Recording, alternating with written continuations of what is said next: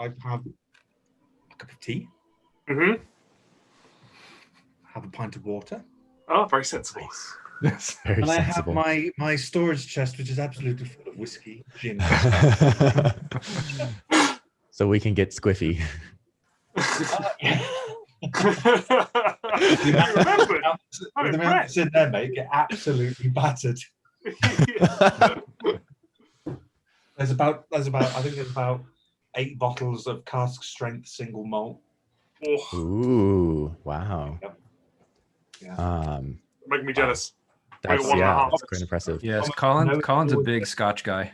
Ah, okay. So he gets really into it. Have you guys seen, there's like a Scotch and brandy and whiskey guy who's German, I think, on YouTube, and he does these like ASMR style videos where he's like, yes, this is the 1978 whiskey from, and he has this like incredible accent, and he gets like real close up on the mic, and like he's very soothing, and he talks about whiskeys and single malts and Scotch, and he's got actually kind of a big YouTube. I'll have to link him to you because I think you would enjoy the channel.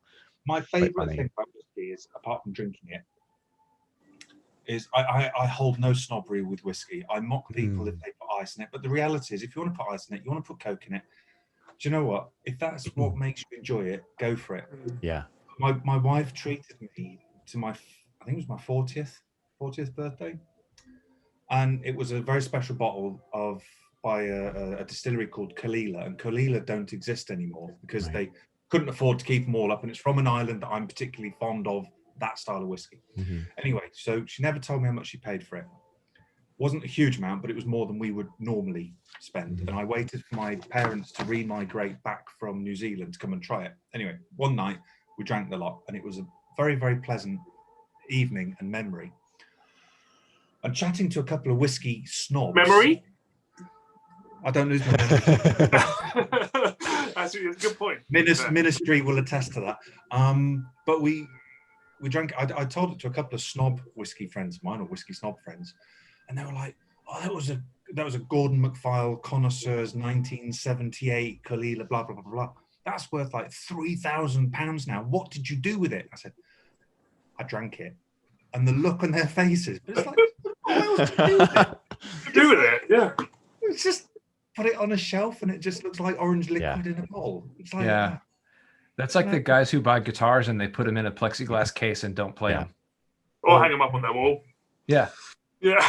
I mean, I hang them up on the wall, but I try to play them at least every once in a while. Yeah.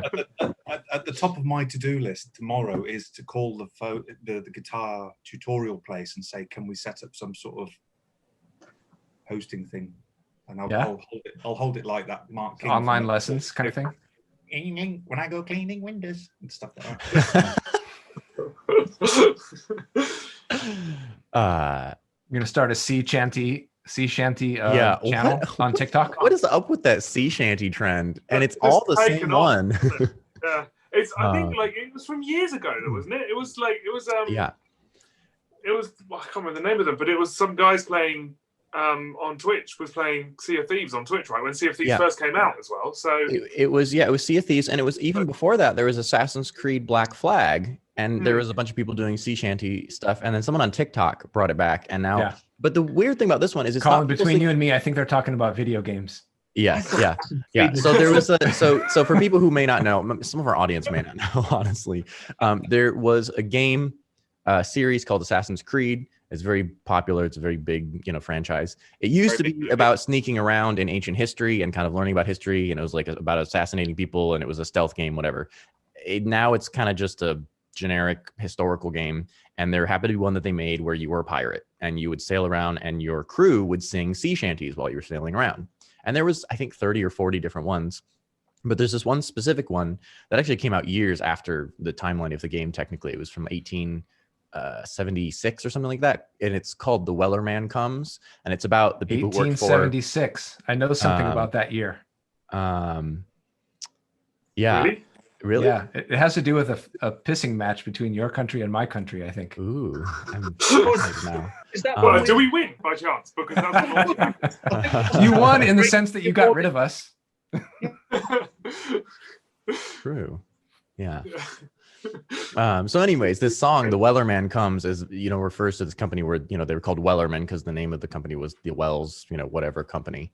And this is the sea shanty that everybody has been singing. It's like this one specific one. And it's all over. And yeah, it's a weird trend that just sort of seems to have It's taken been a off craze. randomly. Yeah. I don't TikTok, so I really only know about it because the New York Times posted some article about it. Nice.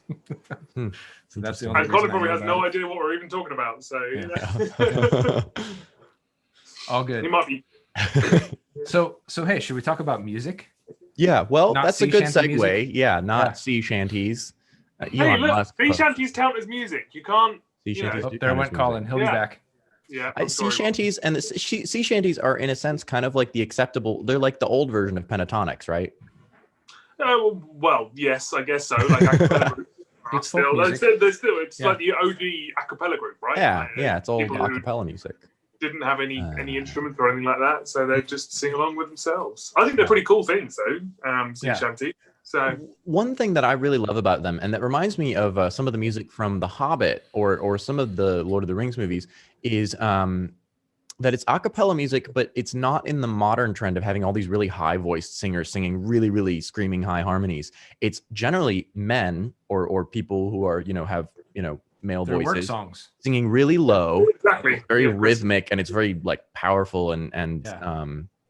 and that's a sound that we don't hear often in like the modern era. And I kind of like it because I have a low voice, so my ear is just, naturally tuned into that a little bit, but it's kind of nice. It's refreshing change from like, Justin Timberlake or like all these pop singers who sing really, really, really high stuff. Falsetto. Yeah. Yeah. falsetto singing. Yeah, so it's more bass Right. end, isn't it? Really. So. Yeah. But I guess, as Chris said, they came from sort of the old work songs, like mining songs and sea shanties and all that sort of, where it's basically just a lot of guys in a small place. So what else do they do to keep themselves entertained? Saying that, I think, so I used to run or go to a folk festival quite a lot. He's back again. And like we'd go to the pub and we'd drink far too much in the evenings. This is after the main folk festival day. But in the evenings we'd go to a local pub and then people were there they'll just start singing. And it would be solo singing to start with, but then all of a sudden there would be a chorus that would join in. And then all of a sudden you've got the whole pub going. That's very much so like a sea shanty kind of thing. Yeah. And there is nothing more for me. Again, this harks to sort of the live music thing that we're going to be talking about throughout the evening, I guess. But it's sort of like there's nothing more emotional than just a bunch of people joining in a chorus for no reason whatsoever, other than I have goosebumps just thinking about it. Yeah, man, it's sort of like it's incredible. I got goosebumps all over in remembering that history, and it's sort of like one of those things you just go, I just really wish I could do that again. Obviously, that's not happening anytime soon. Yeah. That sucks. But that social element of the music. And I've been reading this book. Chris, you probably saw the post about it on Facebook. It's called Team Human. And he talks about music, and he talks actually about vinyl versus digital. And he talks about how vinyl is like a constant sort of stream of music rather than these little bits that are chopped up, and how there's kind of an analog between like having a sort of constant experience in like a social way with having sort of like these tiny little chopped up, sort of coordinated experiences that are sort of siloed in and of themselves. And, he doesn't get, super technical with it, but I thought it was interesting because for me, because I know you're a big vinyl fan, that's like closer to the social aspect of music. And there's been some research that indicates that music activates like social, like when we make new friends or when we meet new people, there's some things that listening to music in a very hi-fi type setup activates in our brain that's similar to those like social dopamine hits that we get. What are some simulation of the real thing? It's like a better simulation of the real thing. And I thought that was quite an interesting idea. So I'm curious, are there pieces of music for you that kind of like evoke that similar feeling of like goosebumps and like very much like being there when you listen? Being there. Well, I mean, yeah. Or like enveloping you, like putting you in it. I think for me, and I'm sure a lot of people will agree with this, the main thing is like to just be transported. Like when I'm sitting listening to music and focusing on that and not doing anything else, the ultimate goal is to like essentially leave my body, right? Like just sort of become part of the music that's going on in front of me or in my ears or whatever it is. You know, and whether that's feeling like I'm transported to a live music event or some otherworldly weird experience, doesn't really matter one or the other. It's just the event of getting to leave. And sometimes you only get a few seconds of that, like in a whole album or a whole song or a whole side of an album or whatever. But those few seconds are the most powerful moment of the whole thing. Mm-hmm. When you can, like, you just gonna go, and then at some point you'll snap out of it and you'll go, oh wow, I was just completely gone, and that was beautiful.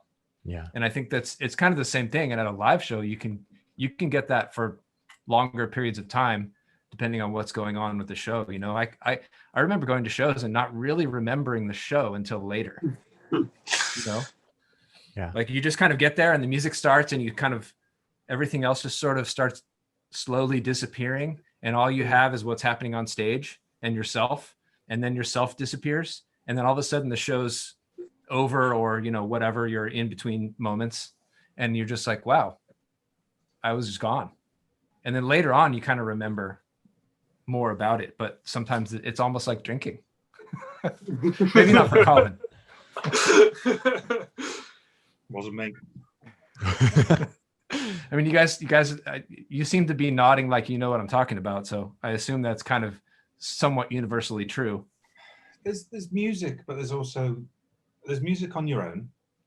And when you were saying about just being in the moment, there's a particular, I think sometimes it can just be a vocal inflection, it can be a timing change, something so simple and small and fractional, but then also it can be a segue of a certain number of tracks where it just gets you and you kind of and you just go with it. But on the flip side, sometimes it's just, I mean, that's obviously a piece of music which I find very insular, but then there's the concert side of it, where I know there's been concerts where me and Tom have been to, we've walked away and you read the reviews afterwards and they've gone, yeah, it was okay, but we've been like one of the best gigs ever. Yeah, your worldview was changed, and yet somebody else had a completely different experience.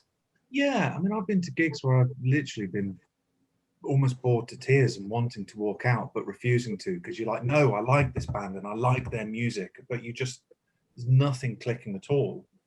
A Pearl Jam gig, for one. I mean, Pearl Jam are famous for putting everything into their gigs, and I mean, my wife had the same experience, just like, just not getting it. But the last time we'd seen them, the lights were on, we were dancing and singing and jollifying, and, you know,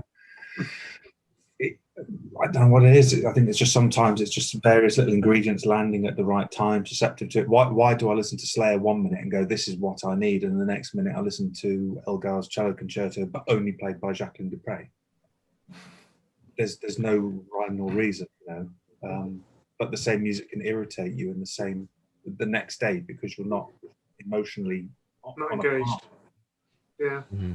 Mm-hmm. Yeah, I get that as well. I think that's actually quite a common thing, because on some occasions you will literally just go, this is amazing, this is the best thing I've heard in forever, and then a couple of days later you play the album again or play the song again, you go, whatever the situation may be, but your emotional stance has changed, but then subconsciously you think, I'll listen to that song because it's going to be really good, and it gave me goosebumps last time and I really loved that and I really enjoyed it, and then you listen to it again, you're like, well, I'm not sure why I was getting so hyped up about it. But it swings around about it. Exactly, yeah. There is the odd occasion that does happen, unfortunately. It's kind of a bit of a letdown, though, in that sense as well, though. I think there is a risk of sort of depressing yourself by going, this is going to be really cool. You sit down and have a listen to it. Like, you set up your expectations, you put the bar very high, and then you just maybe don't quite reach it that time. Mm-hmm. Exactly. It's a sad moment. A bit like that with gigs and music, though, isn't it? You can find an artist that you absolutely love. I mean, a band that I absolutely adore is Masters of Reality, and I went to see them live, and me and my brother were both so excited. We both walked out and went, well, that was pretty average, and it was gutting, because they're not just a band that I like.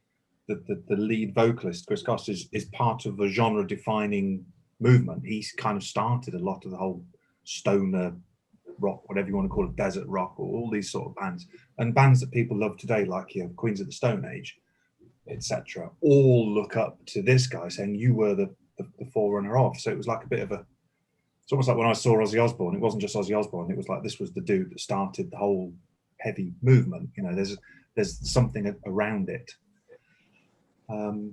It's gutting when you have one of those sort of But I also think there's it can. Sorry, Grover, you were going to say? Oh no, go ahead. My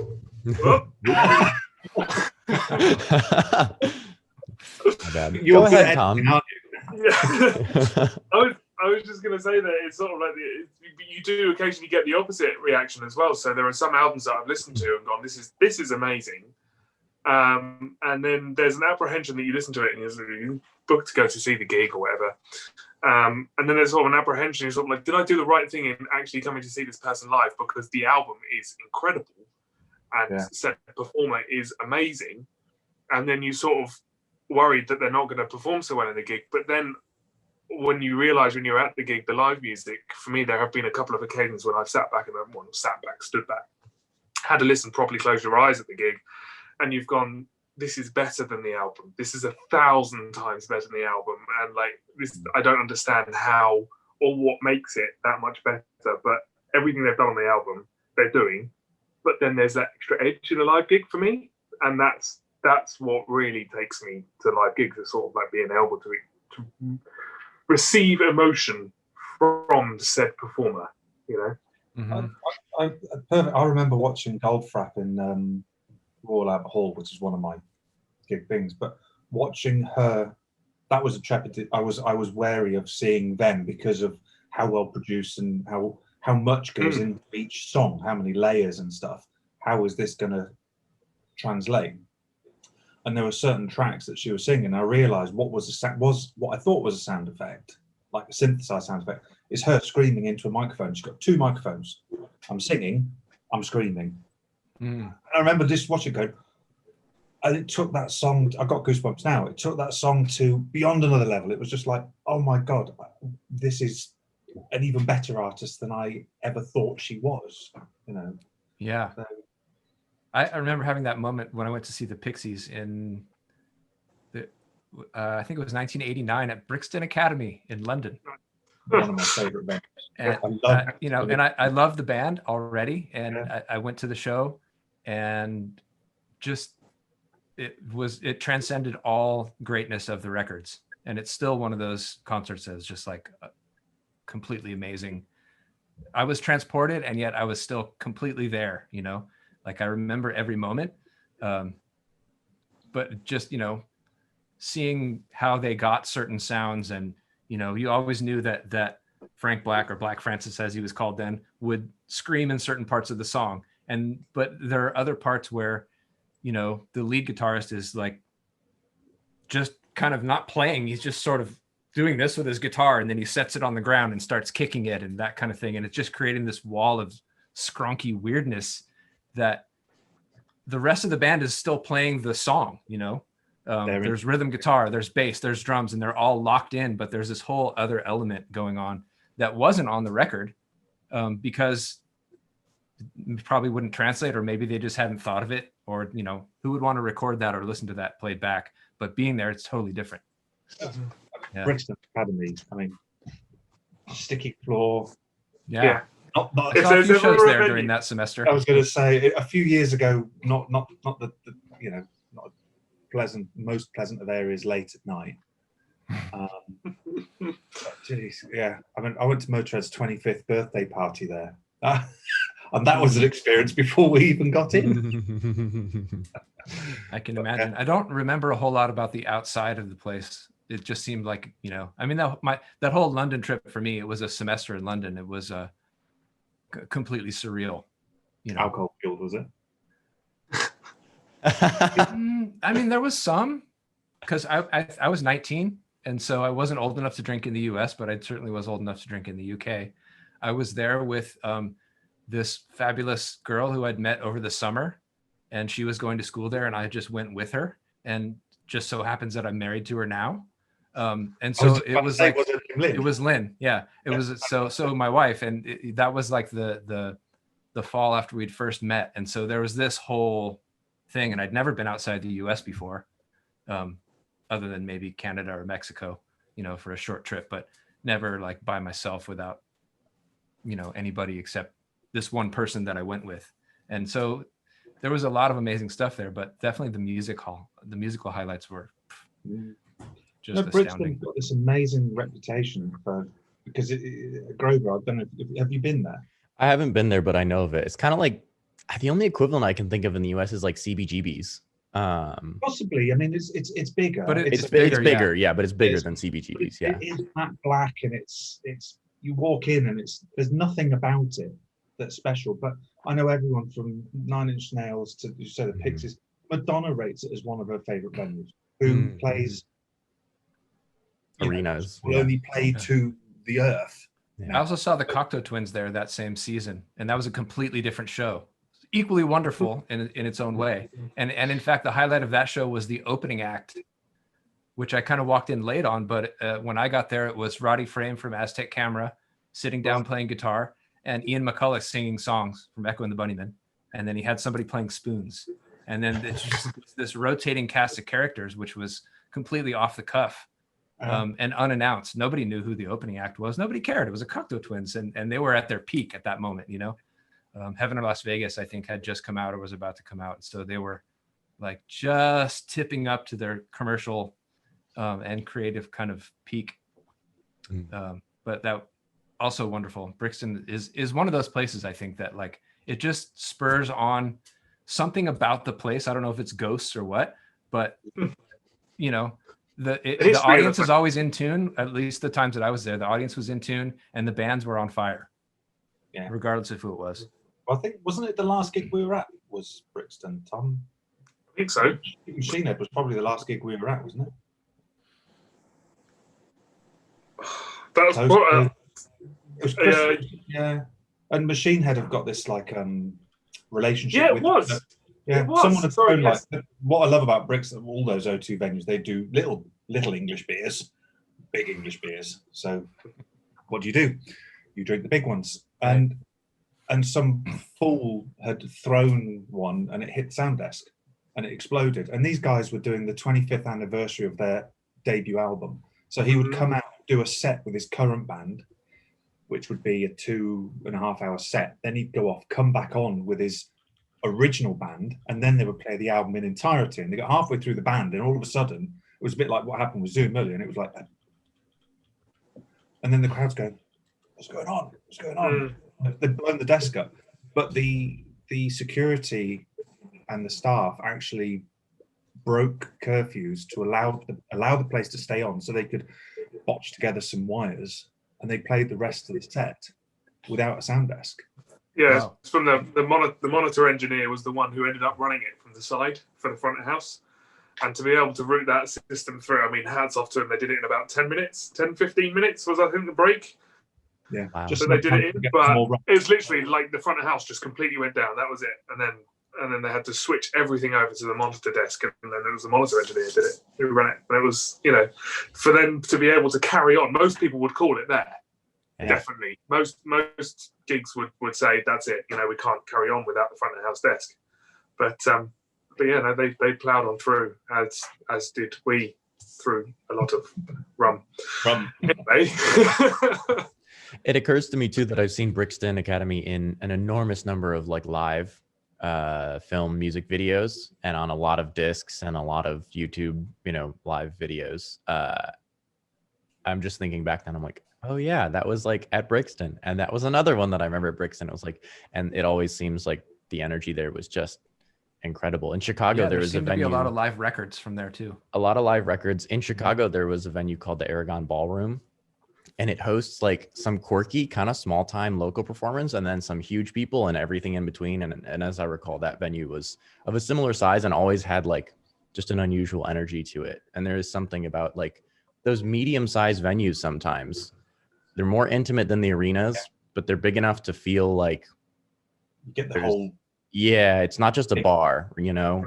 And it's something about that is always, I mean, in, you know, most chamber and classical music too, right? Medium-sized halls sound the best too. Something about that is just a really good size for live music to me. I think you got it right. It's like there's a level of intimacy without feeling like you're jumping up and down on someone's toes between you and the bar and the stage. And there's quite a few of those. We call them O2 venues because the telecom company owns them all, and they're all ish of that size, and they're all kind of cool. But yeah, Brixton just holds a flag above the others. Yeah. Who knew this was going to end up being a tribute to Brixton Academy? I mean, I'm into it. It's on my list of places to go. It's been on my list of places to go. Yeah. Well, one of the gigs there is in my top 5 sort of. Which one would that be? 9 Inch Nails. Fragile tour. I went to see my wife. It was in the old days where you had to get on the phone to get to concert tickets. And you had to be on the phone at this time because in minutes it's going to be gone. Yeah. And redial, and it was engage, and then eventually you get on. And you're dialing with a rotary phone, right? Yeah, that one. Pause the recording. Yeah. Ticketmaster 529. Yeah. And it was like, and they came in the post, and my wife was like, here's this. And it was, I remember looking at such a moment, again, going back to what we were talking about earlier, it was one of the moments looking at it, 9 Inch Nails in concert. And 9 Inch Nails have been a defining band for me in my life.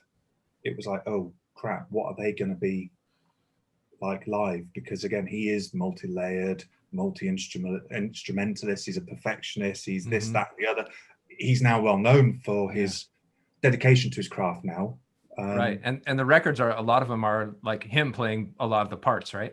Yeah, absolutely. Yeah. It's not a band recording in the sense of everyone's in the room playing their basic stuff. It's like he does this, then he does that, then he does that. Yeah. Sort of like Prince. Everything. If you get the chance to listen to, if you watch the Netflix program Song Exploder, and you look at the episode he did on Hurt, it's incredible, the thought process of how to detract from what the song was about to try and pull the audience away from focusing on him. It's quite an incredible 30-minute program.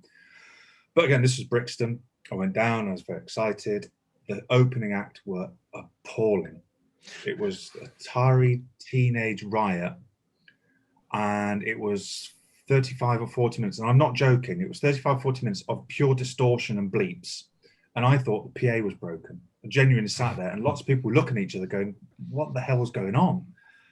And anyway, 9 Inch Nails came on, and it's the first time, instead of rushing down the front and going, woohoo, I'm in, it was like, didn't have mobile phones, so you didn't worry about what was in your pockets. You'd had a few beers, you had jeans and t-shirt, you're in. And it was one of the first times I actually stood back and just watched what I felt was greatness happening. And I just spent the whole time going, like, he just commanded the stage. It was just incredible. And I think Rolling Stone still rate it as one of the best tours ever. And I was so happy to be there. And they released some recordings of it, and they played the 25, 30 minutes or whatever of Atari Teenage Riot. So I listened to that to see what I'd missed, and it was distortion and bleeps and beeps. So a bit over my head, I'm afraid. But yeah, or under your knees, depending on this. Grover, what about you? What's a defining concert moment from your? So this is interesting. I actually didn't have an enormous amount of exposure to live music before college, and then college was like, because I went to school at Oberlin, which is out in the middle of nowhere in Ohio. There's nothing to do there. Oberlin is the destination, and there's like 14 concerts every single night there. And it's like world-class musicians and student recitals that are really good and all this other interesting kooky stuff. So before college, I would have to say that I saw Janelle Monae concert when I was in high school. And she is one of the weirdest performers I've ever seen. It's like if you took a Michael Jackson or like a James Brown show and combined it with like K-pop, and then also threw in like a healthy dose of just shredding rock and roll, which if you listen to her music, you're like, this is sort of like strange future space funk stuff. But she has the guitarist from, she has Andre 3000 from Outkast as her guitarist. And a lot of the backing band are guys who've played either in Tower of Power or were in Outkast or things like that. And they're not doing the Outkast thing at all. They're doing this like crazy shredding rock, just all out, I mean, balls to the walls thing. And that was really cool to see because it was an incredibly well put together. It was very like thematic and it had a lot of, you know, effects and sections and there was sort of a story.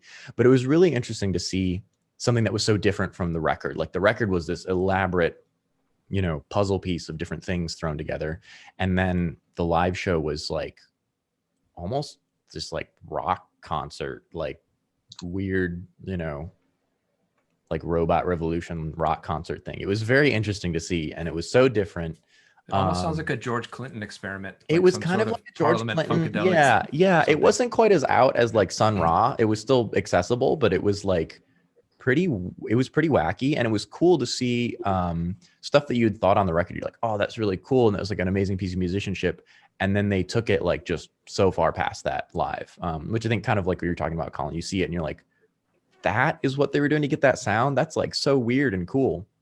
And then obviously I spent a lot of my childhood in Chicago. And so getting to see the Chicago Symphony Orchestra, which is, if you're into classical music, it's one of the 2 or 3 best orchestras in the world. I mean, it's amazing. And I don't think I appreciated just how good they were necessarily at the time, but I do remember their concerts always being really, really enjoyable.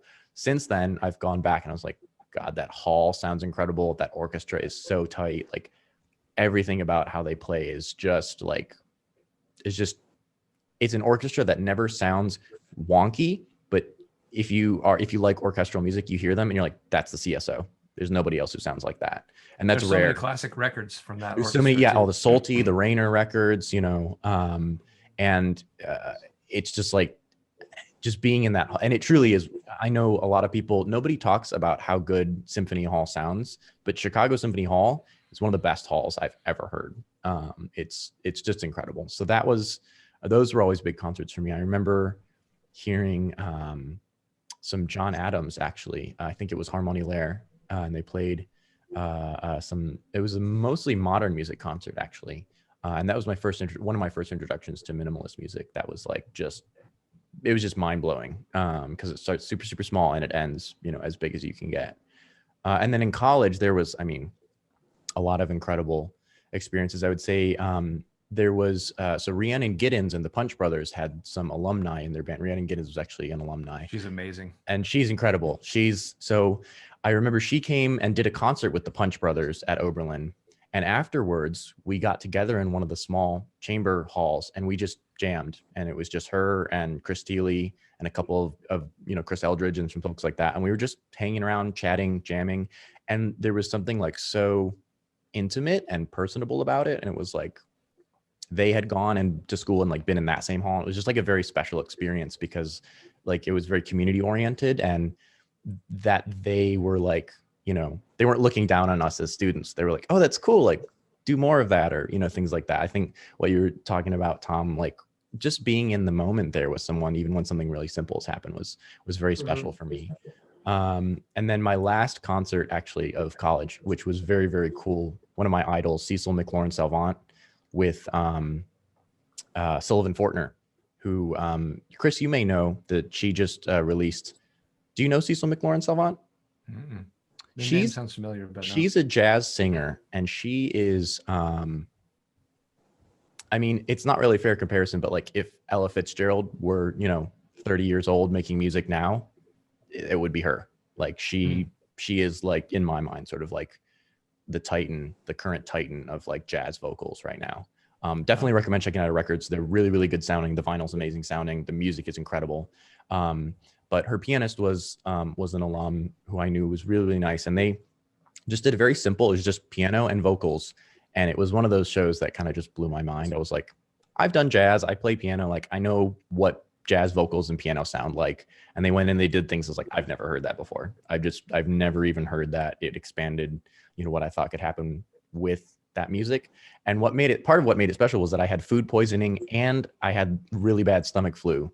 And I walked, it felt like 10 miles and it was like probably, normally 5 minutes from my dorm to Finney Chapel to see that concert, and I was violently sick. I had a bag with me. I was like puking into in the back of the hall, like quietly, and it was still the show was still mind blowing. I still remember the show being amazing, and I like loved every minute of it. And I was like the sickest I've ever been in my life. I feel bad for your neighbors. Like, this is great. I sat way back in because I worked for Con Audio, so I went up to the box with my boss and just sat back there and didn't disturb anybody. It was one of those things where I was like, totally worth it. Would do it again in a heartbeat. So yeah, I can't remember whether it was Ministry or Fields of the Nephilim or something like that. Me and Tom went to, and the O2 Forum or something like that. And I'd got chest infection. One of the O2s. Yeah, I was absolutely... Oh yeah, you were. Wasn't that like was that a second Fields gig? I think something like that. Because it was something like we weren't. I wasn't like, because you were ill. I wasn't sorry if we would have had. I was really looking forward to it. I wasn't sorry if we had to leave early because you were feeling like crap. Yeah. So I remember. The walk up was like a real struggle, feeling dizzy and thinking, I'll just stop every sort of like a couple hundred yards and holding on, going, bloody hell, am I going to tip over? And we got to the pub beforehand to try and have a bite to eat. And even then, and this is when I knew I was ill, because I think I only had 2 beers before we went in, and they were a struggle, which is not my thing for a rowdy gig. But when we got in, and the phrase sweating bullets or whatever, but then all of a sudden, it was like the whatever, the gig was great and it was fantastic, and we just went for it, and it fixed me. It was either that or the rum. I think our family believes that rum cures most ailments. Absolutely, I think there's a good principle to be had in that. Is you just got to drink through it. That's the simple fact. Got a cold, drink through it. Got a flu, drink through it. Classic British medicine. Or whatever you had, drink Yeah. through it. Fine, and we got out the other end, and you had a good time. So, And the tattoo that we all need written on our back is "It'll be fine." It'll be fine. Yeah. Yeah, it is true though. For the hour or two that concert goes, it's like you forget about being sick. Yeah. And then, well, I didn't get better after it. I crawled back and slept in my room for 2 days and didn't leave. But for the 2 hours that the concert went, I felt great. I mean, worth it. Oh, absolutely. Yeah. That's what I was talking about, like before. You kind of leave your body in the sense of doesn't matter, you're transported. Yeah. That's what the best music does for us. Yes, absolutely. Tom, you touched on some pub experience with people singing all together, and that being really powerful for you. What else do you have in your memory banks? I mean, there's an abundance of gigs, I'm sure, for all of us. It's actually really difficult to try and pick out 5. I kind of picked out 3, I think, off the top of my head, but I don't even know where I'm going to start, though. That's the problem. Oh, just pick one. Don't rank them. Yeah, just random. You can't rank them. Yeah, I think that's the thing. You can't rank them. I was joking earlier that picking the albums I found harder, but picking albums, really. I found it best. I can't pick 5 best. It doesn't happen. It's impossible, isn't it? That's the thing. And it's the same with gigs, though. That's like, I was just thinking about all of the gigs that you've been to or once been to, and it's sort of like, oh man, but there's that one and there's that one. But anyway, so let's go with the classical thing to start with. There are a couple of concerts. I'm going to go with the Laffer Arnolds. When I went to go and see Laffer Arnolds, there was I don't know whether you guys know his albums. He did the Chopin Project. That's a wonderful guy that actually you turned me on to in New York. Yeah. Oh, cool, man. He's good. Amazing. Yeah. And so I mean, he produced an album, and I thought it was amazing. And it's sort of like he's basically taken a bunch of the Chopin. I'm not sure whether our listeners know or not, but the Chopin Project he's taken a bunch of Chopin nocturnes, and he's taken a sort of like a more modern twist onto it, in that he uses electronic instruments or enhanced instruments. I can't remember the name, like prepared pianos and stuff like that. He's big on synthesizers, but he works with a string quartet on this album, and it's so I went to go and see him live, and I've never been to a concert. I was getting goosebumps thinking about it. I've never been to a concert where I'm a classical musician. I know what bass is. I know what the experience of low end experience is. But there was one moment in that gig where there was a solo violin, but there was a sub bass which was beyond our hearing, and it was that sub bass that kind of transported me to a different realm. And all of a sudden, you had this just arcing, beautiful violin solo over the top of it, and I just remember completely losing it. I was just gone. And at the end of the gig, you know, you look around and there are tears in every single person's eyes because they've all been through exactly the same thing. Mm-hmm. I get emotional even thinking about it. And it's sort of like, and I thought to myself, I got to go again. But there was that one gig he did in London, and that was it. So I was sort of like, oh no, and that's it. And then you talk to people nowadays who say, oh, have you heard this album? Like, oh yeah, I've seen it live. And they're like, you've seen it live? Like they've only did it like once or something like that, you know. And it was that emotional attachment to that gig. I remember it was one of the first ones I went to go and see with my girlfriend. And it's just that whole connection of everything like that. It was outstanding. That was probably the one that really stuck the most. With regards to it. And that was actually in, it might have been the Barbican, which is the South Bank Centre. What was the name of the artist? Olafur Arnold. Olafur Arnold. I was on tour. I was. Oh yes, that one. Yeah, that one. I was abroad. I really wanted to go to that gig, and you assume they're going to play several, or even if they just dot across the geography of the country. And knowing that I was in another country doing some work somewhere and seeing that, it was one of the few that just went, oh man. And then when Tom was talking about it afterwards, you just go, oh man. Missed out on it, huh? Yeah. I had a missed out on an experience like that with Johnny Cash. I had tickets to see Johnny Cash in San Francisco at what is it? The Fillmore, right? Famous, right. historical place. Tickets to see Johnny Cash. This was like I think he was maybe touring with or planning shows around that record he did with Tom Petty and the Heartbreakers, the American recordings or whatever it was. So we bought tickets and then he got sick. So they postponed the show, then they canceled the show, then he died. And I was like, oh, I was this close to seeing Johnny Cash. I had exactly the same with Prince. I've never seen Prince. Prince. Fuck me. I never saw Prince either. And so my wife messaged me. I was working in China, and she said Prince is doing an acoustic tour, and he's playing in Birmingham, which is the nearest good venue city from where I live. The only problem is it's on the night that you fly back. And I said, I don't care. Book it. I'll fly back from China, and a trip to China is always exhausting anyway. Right. It's 2 weeks in China, and then I'd fly back and I'd drive. The airport to here is 2.5 hour drive, and then I said, "We'll get to see Prince." And then when I got home, there was this thing where he kicked off about Ticketmaster, where they were scalping all the tickets and then charging inflatable prices. So he cancelled the tour and called out Ticketmaster and said, "You're a bunch of crooks. You can't do this." And then he died. Ugh. Yeah. And my brother-in-law saw him in a 3-hour show in a tiny bar in Austin, Texas for South by Southwest. He said, and he's not a Prince fan, but he said it was the best concert he's ever seen. And he's a huge music fan as well. And he's seen, Paul McCartney and all the classics and greats. And he's lived in Austin for 20 something years and just goes to music all the time. He said it was the best show he's ever seen. That's one of the things I wish I'd seen too, is Prince. I love Prince, and I never got to see him live. Sad.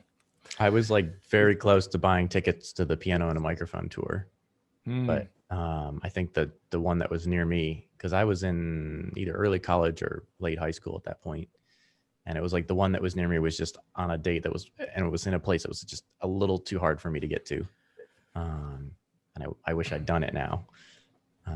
But I remember I've seen some videos of him playing live shows, and it's like, did you listen to the album that they came out with, the Piano and a Microphone album that was like with the archives? Yeah. It's amazing. Like, it's kind of grainy old, recordings, but like the music is amazing to hear. He does like it's like a 30-second version of Purple Rain. And then he does like a 7-minute long version of 17 Days, which is like unlike you've ever heard it on the records. And just super amazing to hear how he like the electric versions that you've heard a million times and know, and then how he conceptualized the song was like, whoa, it was another one of those mind-blowing experiences that kind of expanded, like, you thought you knew the song, but how he was thinking about it and conceptualizing it was just so different. He's also an amazing keyboard player too. Like, people I think he was an amazing everything, wasn't he? Yeah. He could play any one instrument. of those legends, wasn't he? Absolutely. Yeah. One of those ones which people aspire to see, and a renowned live performer, right? That's the thing about it as well. So, well, there's that thing in Minnesota where you could pay like $6 or $8 or something, and you could go to Paisley Park, and you didn't know what was going to happen. They would give you some dinner. There'd be catering, and then it was like maybe Prince would show up and play a 4-hour concert. Maybe someone would be like, I saw Prince on his bike out in the parking lot. Sometimes he'd give like a tour to only one person in the crowd. Sometimes it would just be like a party. Like, you never knew it was going to happen. Sometimes he would just bring his camel and be like, look, I got a camel. And everyone's like, cool. Why is there a camel in Minnesota in December?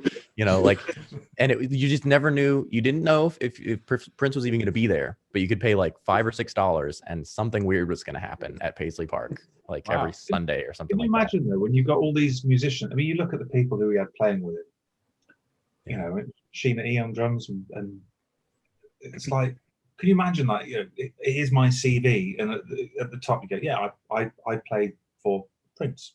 I was good enough to be Prince's drummer or bass player. I mean, he's had some phenomenal. The other one would be Bowie. I always think of Gail Ann Dorsey, where she's just always sat slightly off centre at the back, just gently smiling away to herself, going, I'm still playing with David Bowie. And knocking it out of the park every time. Yeah, she's amazing. Yeah. What an artist. Yeah. Sorry, Tom, I think we interrupted. No, you didn't. No, not at all. I'd even forgotten where I was, so I think it was a natural progression. To be honest with you. It also that actually kind of reminds me a little bit of when Prince played at the there was some like Grammy dedication or something like that to one of the Beatles, or like George Harrison memorial concert or something like that. And there's the George Harrison memorial concert, and there's a bunch of guitarists up on stage, all really famous people, and they all kind of looked at Prince, and I can't remember who it was. It might have been Tom Petty or someone like that. Was like go solo, Prince, and he just unleashes this absurd.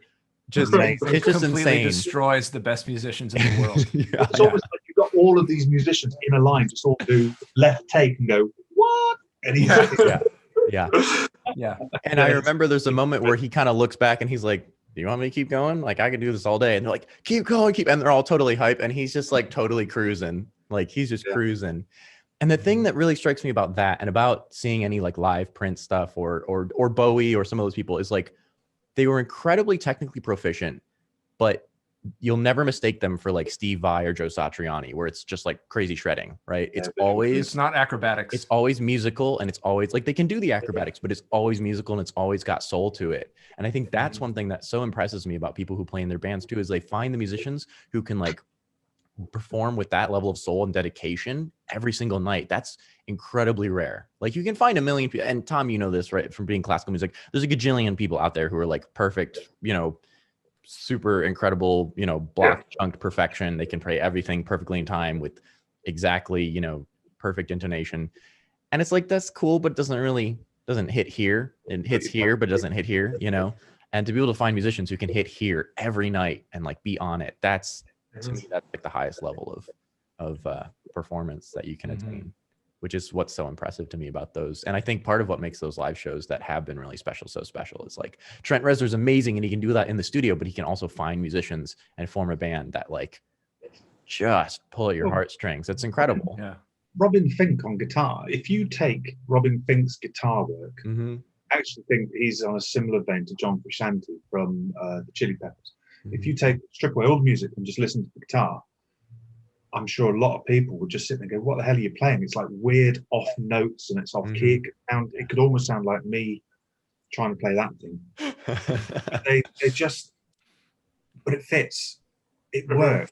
And it's not about saying, I'm going to do this chord, that chord, this chord, and then this progression of notes. They're going to play I hate the term, it's an extension of them, but you see Robin Fink live and you just think, and John, and the same with John Frusciante, they're just absolutely lost in it, and they're making these amazing noises that just fit the music, and it doesn't necessarily. So if you tried to play it at home, it wouldn't necessarily work. Yeah, put it together with Atticus Ross as well, and then you three of them. I think it's just it's a next level, isn't it? It takes like all three of those just individual. I mean, it's not saying that I don't like Atticus Ross's music separately, but then you combine it with these guys, Trent Reznor and the rest of the band. You know, so you listen to it and go, "What?" Yeah, it's amazing. The sum becomes greater than the parts. Yeah. Mm-hmm. Yeah. And there's a kind of humbleness in it too, right? Like that they're playing this thing that fits perfectly in the way that, you know, their other bandmates are doing something, and it's not just me all the time. Which I've heard some people say, you know, like Guns N' Roses sounds like Slash and Axl Rose, and then some other people doing stuff all kind of at the same time on stage. I don't necessarily agree with that, but we all know it was Izzy Stradlin. I mean, let's get it. It's all about Izzy. But yeah, there's something very like special when musicians are like communicating in a way that, like you said, is like, it's like you listen to one part and you're like, God, that's awful. I read an interesting piece about Dylan a number of years ago where they were talking about how Bob Dylan would get his band in a room and they would play, and they would takes and they were like, we got it perfect. Why are we doing 5 million every takes? And they'd be so frustrated they would like sort of zone out or stop paying attention, or they'd be like just playing ridiculous stuff. And then it was always that last take where they were like, we just don't give up. We don't give a shit. We're just going for it. And they would be like, God, that was awful. And the Dylan would be like, that's the take. We're done. And they were like, what the hell? And they would like go and get beers and they'd be like, man, that Dylan guy's crazy. And they go back and listen and they're like, this is super weird. And it sounds nothing like the other takes. And it's actually really cool. And it was like that weird, not perfectness that Dylan was always like trying to extract from his studio musicians. But that's the skill of the producer, isn't it? Or the engineer, or the desk people. You know, there's the story of Stevie Wonder and Living in the City. And the guy behind the desk was saying that you need to be angry. And apparently Stevie Wonder is not an angry, but he just doesn't get angry. And he had to keep saying, no. And he had to be, the engineer or producer was basically finding it difficult to make himself be aggressive towards Stevie Wonder because such a lovely person. But he had to get the reaction. And if you listen to that song at the beginning, you know, and he's like, you know, I'm not going to try and sing it, but you know, Hard Time Mississippi and those lyrics, he's absolutely banging them out because he's so angry and pissed off with the guy behind the desk. And then he went, that's it, that's the take. This is an angry Stevie Wonder. That's what we want, and the song is killer for it. You know? Yeah, absolutely. Yeah, it's like finding that thing that's outside yourself that you don't really even know about a lot of the time. Well, and also being a band leader is really hard. And this is something that like Sting and Paul Simon do really well. Like Paul Simon, especially with his, you know, his records after Simon and Garfunkel are like interesting, wacky explorations of world music with some of the most incredible players around the globe that you could possibly ever find. And anyone else putting all those people together in a room, it would be a disaster. Like it's styles that don't mesh, it's personalities that don't mesh. And yet he's able to wrangle them all. Like Rhythm of the Saints, no one would ever say that album doesn't sound cohesive, but I know one of my teachers was like recording that album, he's like, I hated some of the people on there. Like we didn't mesh, we didn't think it fit, whatever, we couldn't hear it. And then at the end, Paul brought it to us and was like, here's what it sounds like. And they're like, this is incredible, how did you come up with this? And he was kind of just like, I just needed to put you guys into the room and poke you in the right way, basically, which is hilarious, like amazingly cool, you know. And I think it's back to that, like the personality and the vibe in the room and all that kind of thing. Also, I don't know, Chris, I don't know if you've heard this, we might have to cut this, but apparently Stevie Wonder only FaceTimes people. He doesn't call people anymore, he just FaceTimes them. Really? Yeah. Sankar told me that story. He's hilarious. He's really hilarious. funny.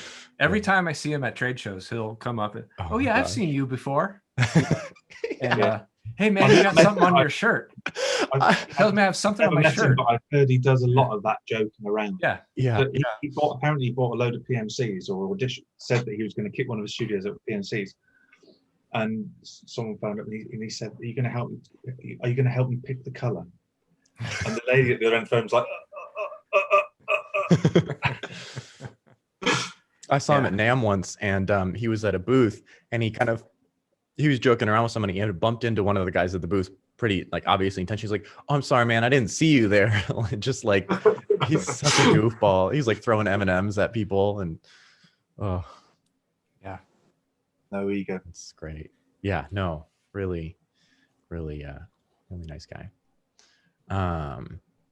Wow. So we're right at 12 o'clock. I mean, I feel like we could go all day long, but we could. It's a question of what time do we cut this off? I'm conscious of, we had one with some other friends of ours, and it went for 2 hours. Yeah, it was close to 2 hours. So that's I was gonna say we haven't even talked about albums yet, though. I know we haven't talked about albums. So I have something at 1, but I'm free until then.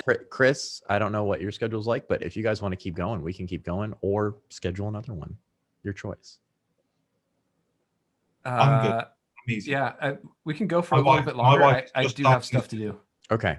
Let's say maybe 30 minutes max more, like 15 to 30 minutes. Sure. Yeah. That sound good? Okay, cool. Do we want to talk about albums then? Is it? Yeah, why don't we? Big one and only one. It's easy to choose my favourite child. Yeah. Well, I don't have one. Yeah, I've got 3 kids. None of them are my favourite. I love them equally. Yes. Of course. 4,000 picks behind me. Yeah, Chris always brings. Do you want to start, Chris? Because I feel like you know what? Sure, I did bring visual aids. So, I brought them in groups, and I'll try to be brief about it. But here's my first group. See if any of you recognize any of this stuff. You guys recognize these 3 albums? That looks like. Tell me that's not Jane Beadlin. It's not. No, but it could be. Yeah, it's similar. From the Go-Go's, but it's not. This is sort of a super group of sorts. Here's the backsides. Nothing? Okay. I thought Tom might get it, maybe, but this is the 4AD super group called This Mortal Coil. Oh, yeah. Which was sort of like a mid 80s to early 90s thing where they made 3 records, and it was the head of the label, who it was his like pet band, and he started with Liz Fraser and Robin Guthrie and from the Cocteau Twins, and started adding people, and he just brought in different people that he wanted to put on the record, and so they each kind of sing a song or play a part or a couple songs or whatever. Some of them are covers, mostly of classic stuff like bird songs, and country songs and stuff like that, and some of them are original, and some of them are these almost Eno-esque sort of ambient creations, but it's all it's a band that could never exist in the real world. You could never put a live show on and have it pull this off, because it's all studio stuff, which is sort of the antithesis of what we were talking about earlier. But just wonderful, like moody kind of, midwinter music to me. And it's stuff that I listened to at the time it came out, and I find myself going back to it. And it was recently reissued on vinyl, which is what I have here. And the vinyl cuts are really good, really well pressed. Just kind of astounding mood music in a way, but with this sort of post-punk poppy element that comes in. Kim Deal from the Pixies sings on some of the tracks, on some of the later records. But that's some things that I like. I adored when they came out, and I go back to occasionally and just fall deeply in love with it and find it again.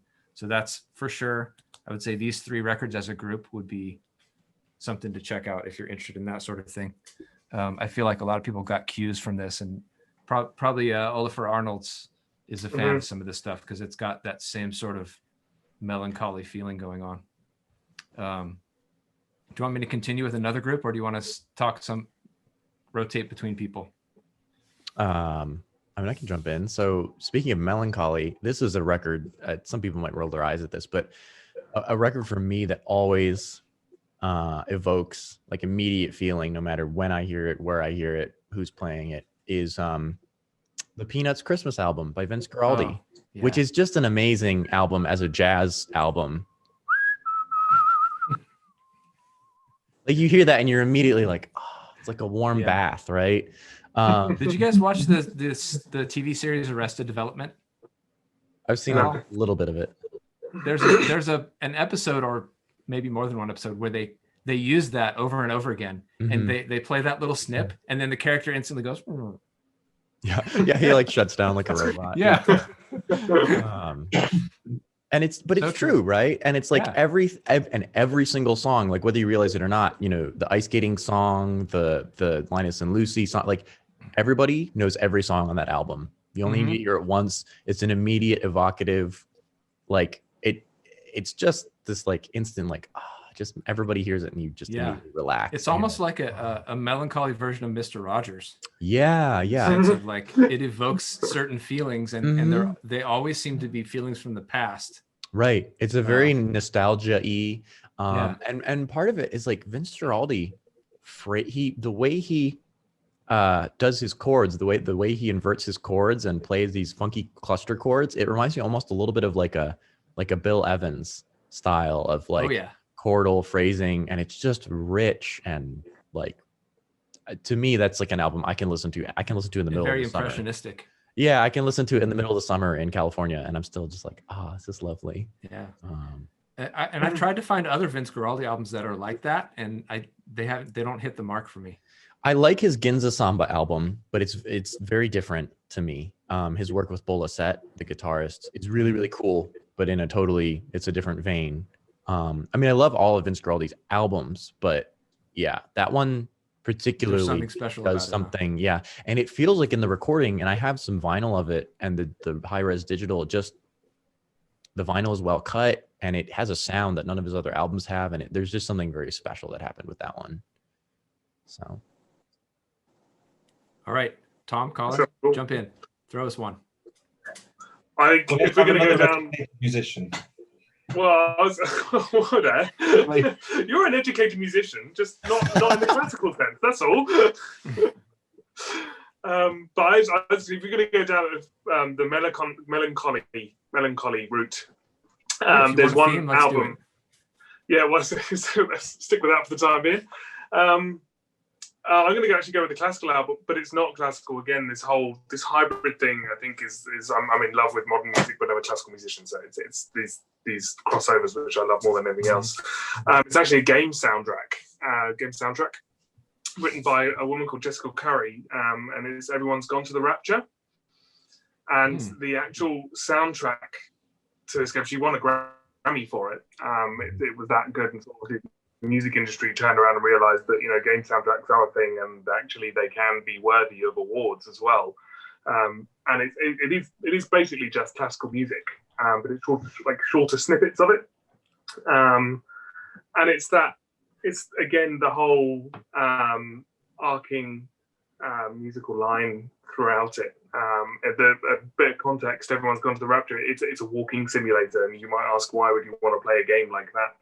And it's all about the storyline, but that game is not complete. It's 80% soundtrack, definitely.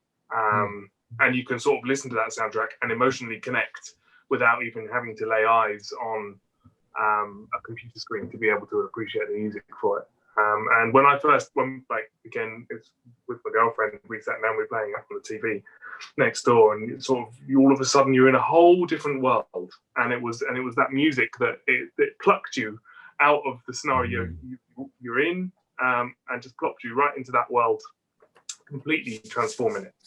Certainly for me, it's choral music and string music mainly, but there's organ and there's a bit of generic orchestral music in there as well. But that first voice line too at the very beginning, is like, that's exactly it. Yeah. Every I'm time. gonna have to look this one up. Everyone's gone to the rapture. Everybody's gone to the rapture. Everybody is what it's called. Yeah. That's Jessica Curry. I can send you a link on Qobuz if you're curious, Chris. Sure. And I'll probably, if I can track all these down, I'll link them in the description for this video when it comes out. Cool. So we went to a convention down in Brighton. It was a gaming convention. That's where the games industry, the games company was almost just based just outside of Brighton. And I remember walking down the street, and Harry said, "Oh, I think that's Jessica Curry." And I turned, and she was in deep conversation with somebody. I went, "I really want to go and talk to her, but she's in deep conversation." It's sort of one of those moments where you go, the one opportunity that, you know, she's not famous. She's very modest, etc., etc. You know, she's not anybody big, but for me, she's like one of the best modern classical composers that is walking the earth as I talk. And sort of to be able to see her and go, "Oh, so close yet so far." That's the memory that I have of that as well. So, a missed opportunity. Maybe again at some point, but yeah. So anyway, onwards and upwards.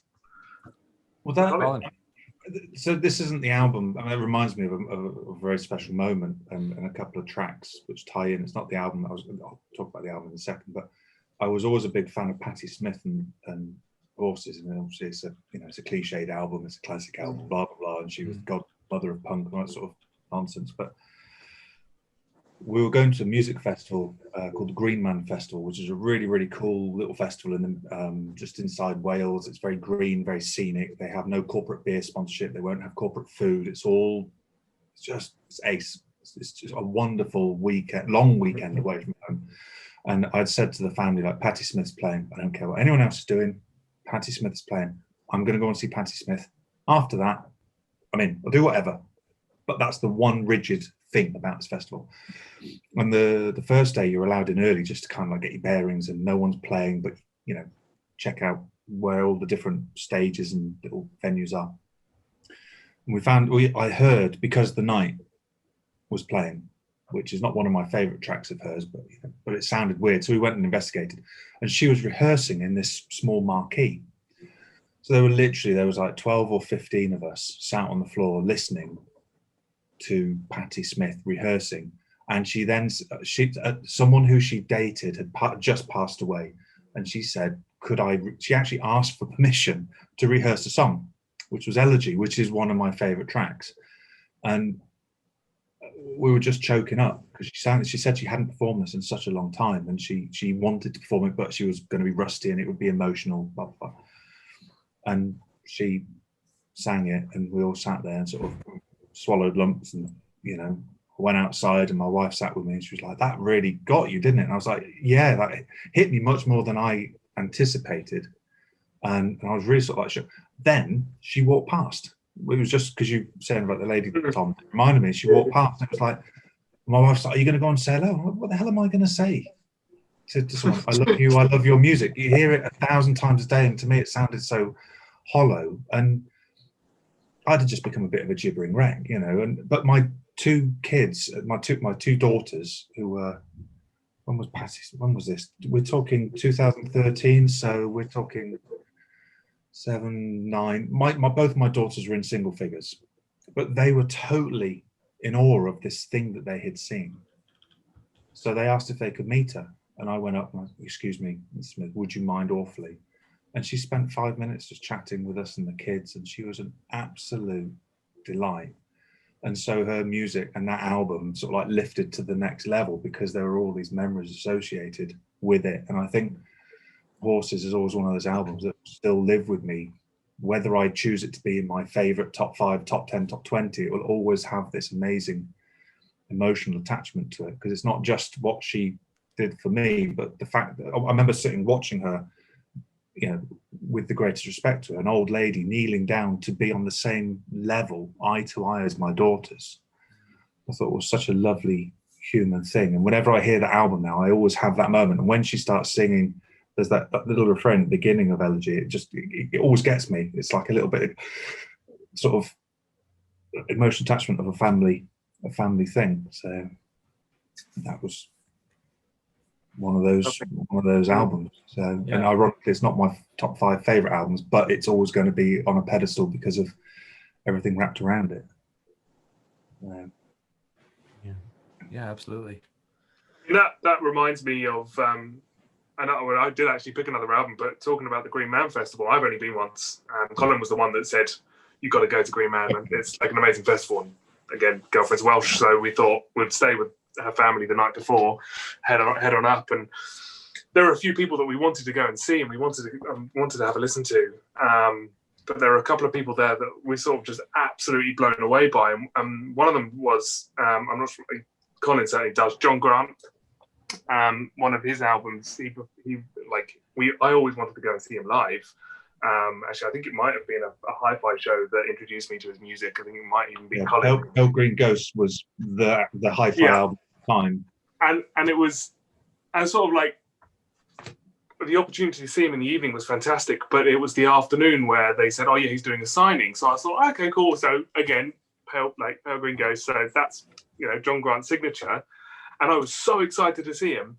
And I remember standing in the queue to see him, which is kind of like a generic thing you do with these people. But then you watch and you realise that the queue's not moving very quickly because he stood there talking to people for 10 minutes at a time. You know, he's got an advisor or whoever next to him saying, come on, we've got to move on. We've got more, like, have you seen how big the queue is? You've got to be rehearsing in the next 10 minutes, but however long. And he literally stood and talked to me and Harrod for a good 10, 15 minutes. And we really shouldn't have been talking for so long, but we were, and we got moved on. But that, you know, sort of having that emotional attachment and then getting to see him perform live in the evening. And even though the chances are slim, but you're watching this person and then you think they're watching you and looking at you, and there's that, you hope for that recognition, but there's that emotional attachment to a gig like that. And then all of a sudden that album, for you to have that signed, I hold this in high places for me. It's meant to be framed. I haven't got around to it yet. It's only been 5 years. So. The important stuff to be dealing with, Tom. Yeah, exactly. But there is that with albums, certainly. And that's I would say that is in my top 5. Even though the music isn't, it's special, but it's not I'm overwhelmingly emotional. But because you have that emotional attachment, you listen to that band or you listen to that album, I go, yeah, it's a freaking awesome album. I love this. So, and I can actually thank the hi-fi industry for that, which is a rarity. That is a rarity. There's many hi-fi I'm not interested in. We could list them as well in the description. Yeah. Yeah. Sorry, that was a bit of a tangent there. I've got really. There's an album that I play a track from at hi-fi shows. Introduced Tom to the band, and it's one of those. I love this thing when you do a hi-fi show, and people get out the phones to Shazam something, because you pick the one track on the album that's accessible, and you really want to be a fly on the wall when they get that album home and press play and go, oh, that's not what I expected. And one of my favorite albums that has lived with me since the day it came out, late 80s, is the Nephilim by Fields of the Nephilim, which is it's a generic goth rock album, but it was a genre-defining type thing. But the review said, he with the voice several levels lower than that of Gravel. And just from that line, I didn't know who the band was, just from that line, I bought the album. On big background stuff as well before I went digital, and it didn't leave the turntable for months and months, and I lived that album so much. And the first side is what I love about vinyl is almost like you can have two sides of a story. And it was just, the first side is all kind of, it starts moody and atmospheric, and then it just builds and builds and builds, and there's lots of raucous tracks on there. I mean, there's a track that almost could be taken from Ace of Spades. You flip it, and this is what I don't like about the CD. They added a track which ruins it. So when I ripped it to my hard drive, I actually deleted that track and re-tagged it. That's how anal I am. But Celebrate, which is a track. Do they stick it in the middle? No, just delete. But they put the extra track somewhere in the middle, or they put it on the end? Middle. Yeah, just slap bang in the middle. Weird. Not even like a bonus. Let's put it in the middle and ruin this. Let's ruin Colin's thing. I'm sure they said exactly that too. In the studio. We're gonna kill this Colin guy with this. But there's 3 tracks.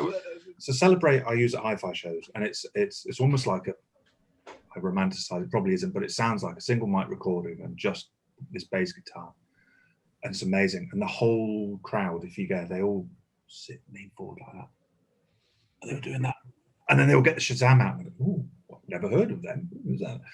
It's amazing. But 3 tracks: Celebrate, Love Under Will, Last Exit for the Lost. 3 tracks, which is side 2, segued into each other with outtakes and samples from, I think it was Name of the Rose, was an old medieval, it was an old book. I think Sean Connery was in the film as a detective priest or something, murder mystery type thing.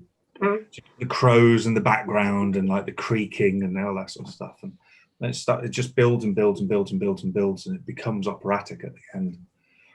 And it's just such an incredible, moody to big soundscape that even if I don't have time to play the album, I can't listen to the second half without playing all three. I can't listen to the tracks individually. I have to go that one, that one, that one. And then I took Tom to see them. I went, watch this. Dry ice, can't see the band, strobing lights, and then they do that, and it's just...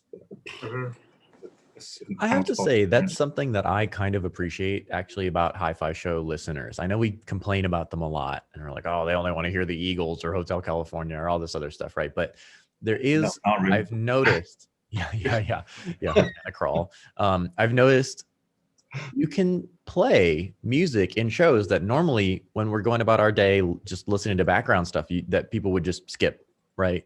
It's like the music that starts really small with long intros and builds up and takes you on a journey. Like, you can play that, and a lot of people at hi-fi shows will like sit down and like, if it catches their ear, like they'll listen and they'll really engage at a deep level. I mean, that's what you always hope for, of course, you know, just get it. But when that happens, that can be like a really special experience. Like, oh yeah, that I do like hi-fi sometimes. I think you judge the audience. I mean, there is, I'm not wanting to be controversial, but there is definitely a group of people that only want to go to hi-fi shows, to listen to hi-fi shows, to judge it with those styles of track, and they are the classics of, you know, Dire Straits, whatever. With the greatest respect, I'm not there for them. I'm there to talk about Chord Electronics to consumers who are interested in maybe investigating the brand. So it's like an advert to say, go to your hi-fi shop and have a proper listen, not in a hotel room, but here's a taster, and go and listen. And that group, I'm generalizing, but that group tend to be more open to different styles and interesting music. And I often find, after our last talk, we were talking about, I think Tom said about the audience being introverted and frightened to express, which is what's different about hi-fi to head-fi.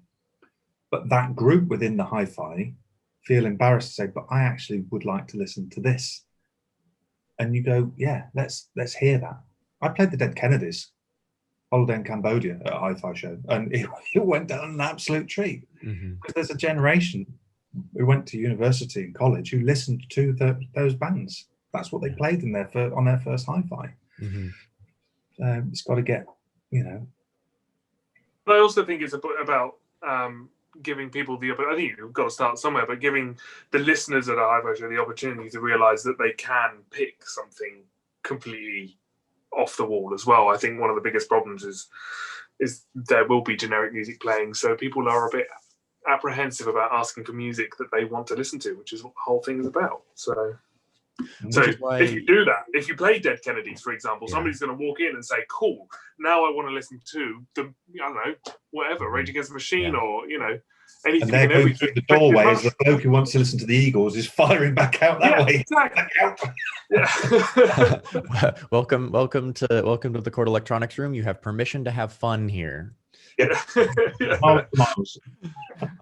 true though. It's like to listen to music that for you means something and is like a little emotionally vulnerable. I think sometimes people are like guarded about doing that at shows, which is, silly because it's supposed to be about music. But it kind of ties in though with the thing about music is that we're all desperate music fans, real people. How do I phrase it? People, as we're talking about music, where you can tell it has a deep, real, a special meaning, and to lose music would be like a huge catastrophe. There's an element of being at a show where you've got someone who's wanting to present hi-fi, but there's an element for me sometimes where you go, oh yeah, listen to this is a really cool tune. And I end up talking more about the music sometimes than the equipment. Because the equipment conversation you can have in the hallway outside, but oh, this is really cool. Oh, I discovered Tongue or Sufjan Stevens or the Vendra Benhart and stuff that it may know who inspired or whatever, but and that's it's just excitement of sharing something that you genuinely love, which is the music. Excuse me. Yeah, absolutely. All right, this might be the good stopping point then. Yeah, I think so. Because if we launch into something else, it's gonna be long. That was a great point, by the way, Colin. I really liked that. Yeah. Well, I was going to go into Slayer next, but well, I have some. There's a round 3. Yeah, Rocky Mountain Audio, Black Sabbath for 2 hours. It's a funny story. But yeah, as usual, thank you guys so much for coming and hanging out with us. I feel like every time I'm like, I want more, which is always like great fun. Yeah. Can I just make this my whole work day? Yeah, I wish, right? Yeah, that'd be pretty cool, wouldn't it? I wish. Get around to about music. Yeah, if only. Yeah. It's like, I mean, we went to I think it was Ministry gig again. It was the gig that you got a little drunker than drunk.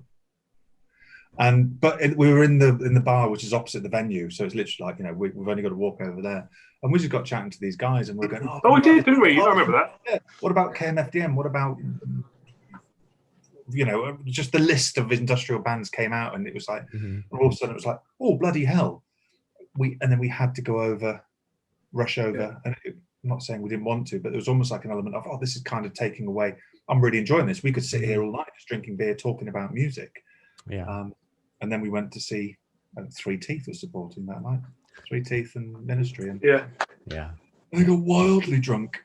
And then There's an incriminating photograph somewhere of a Tom and a Colin lying in a puddle.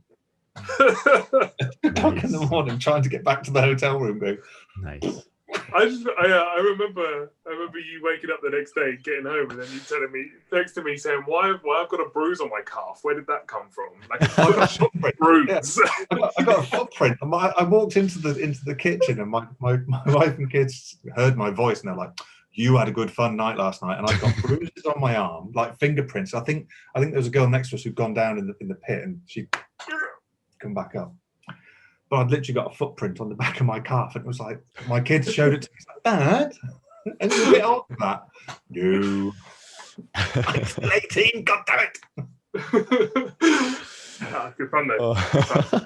Yeah. Great times. Well, thank you guys so much. Anytime you want to do these, I'm game. Wow. Sure. These are a blast. So, yeah. Really. Again sometime soon. Yeah, I'm all up for talking music. Sweet. Yeah, absolutely. Well, let's make it like a once every 2 weeks thing or something like that, or once every week. I don't know. Let's see what we can work out. I think it's whatever we can work out. The workload, right? Yeah, we could do it in a fortnight's time or something like that. With like an idea, maybe would be something like, what album have you discovered this week or something like that. Well, I think new music discoverers would be a great topic. Although, when did you? Or artists that you've discovered, because it might be old stuff that you've just gotten into. Or Not new music to one's experience. Yeah. Yes, be it old or new. The latest obsession. There's always that, right? I like that. Yeah. Tom hears those. I'm messaging Tom. Have you heard this? Have you heard this? Have you heard this? Have you heard this? Have you heard this? Have you downloaded this yet? Have you done this yet? It's like, come on, Tom, I need to talk about it. Come on, Tom. All right. Well, thank you guys so much. I have more phone calls today, and I'm sure, Chris, you have lots of exciting emails to get to. Yeah, I have a call with our CEO. He's for some reason we were going to talk at 12, but I forgot to tell him we weren't going to talk at 12. Oh.